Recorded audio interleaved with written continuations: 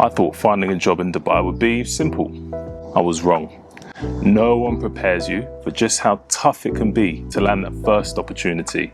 And with thousands applying for the same job, you start to wonder if it's even possible. But here's the thing, people are getting hired every single day. So what are they doing differently? I'll be sharing what I did to go from 0 replies to real interviews, real recruiters, and real job offers. If you're serious about working in Dubai, this video might just increase your chances and change everything. Let's get into it.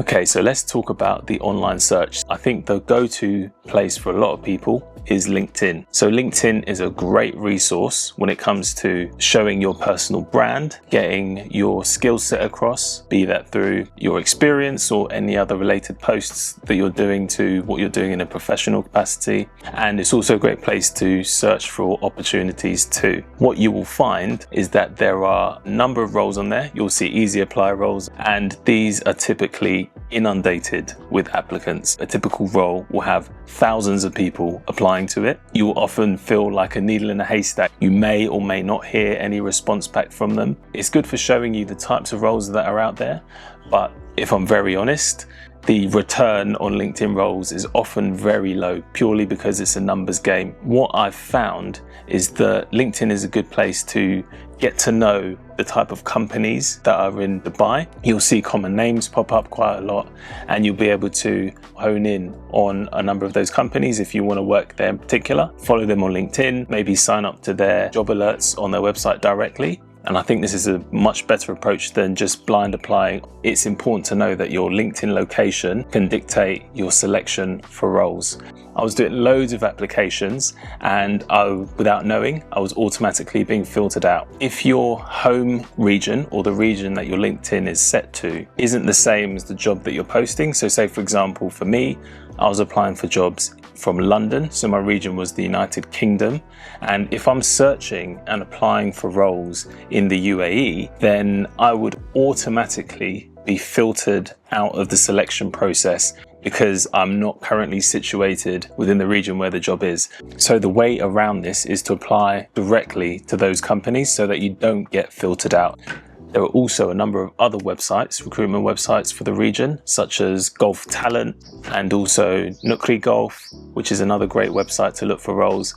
But again, similar to LinkedIn, what you'll find is that they get so many applicants coming through that often you'll be one of thousands applying for a role, and it can be really hard to shine. Even if you're an exceptional candidate, it can be really hard to be noticed in that sea of applicants.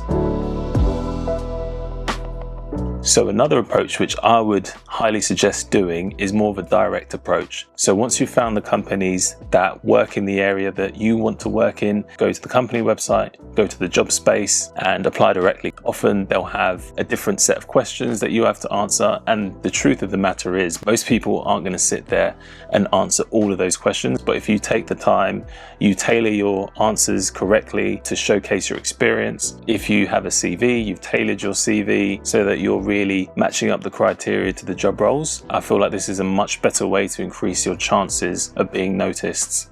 Don't over apply. Spend the time to get the applications right for the roles that you really like. Say try to focus, and that's a good way to ensure that you're putting forward quality in your applications.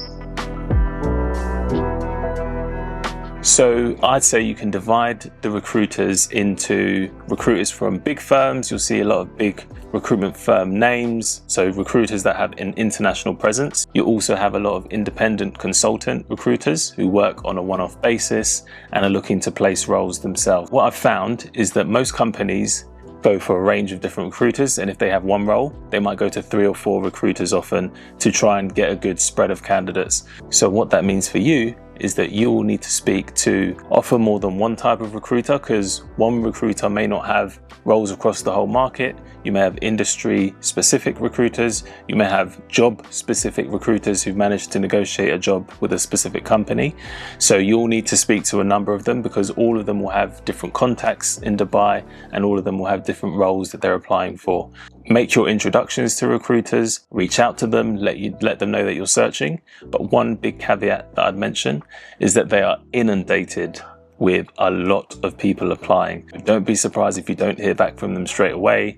They are often bombarded with people. And what I've found is that recruiters in Dubai often have huge followings on LinkedIn because everyone wants to connect with them. So you need to find a genuine way in if you want to do so. So another important approach to your job search is through outreach and networking. Dubai is a very relationship-based place. Often people who are going for roles might get those roles before they even get to a recruiter, before they even get to a job posting stage, just because they know the hiring manager or they have a friend of someone who's looking for a role in a particular place. Making these connections is vital and will often get you ahead of a whole load of other candidates, maybe even before the job is posted. In order to network appropriately, you just have to remember that it has to be a genuine connection. It can't just be you going in cold. It might take 2 or 3 conversations. It might take getting to know the other person in order so that they can put you forward and feel confident that they know you and support you for a role. I'll give you an example. So I've often been in taxis coming from work, and the taxi drivers will say to me, "Oh, I studied finance, for example. I'm looking for a job. Can I get a job at your company?" And I'm there thinking, "I don't know you.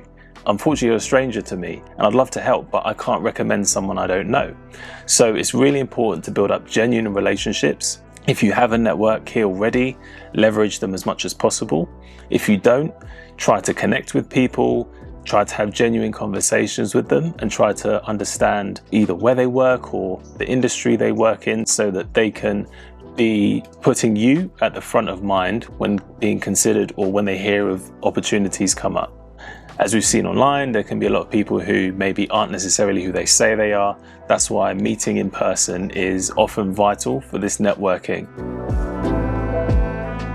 So when searching online, one of the things to be aware of is job scams. Be that applying through LinkedIn or one of the other regional recruitment websites, you'll often find that there are some fake job posts. And sometimes what these posts will do is they'll collect information from applicants. They will call candidates and try to sell you that this is a real role. And it will often say things along the line of paying a nominal fee and then allowing them to put you forward as a candidate for a role. Any role that you have to pay to be seen is almost certainly a scam because recruiters are typically paid once they place candidates, not to put candidates in front of an employer. Beware of these scams, beware of calls, and just be conscious that these do exist. If you found this video useful, please drop a like. It's the best way to support my channel. Drop a comment if you have any questions and I'll try to get back to you. Thanks so much for watching and I'll see you soon.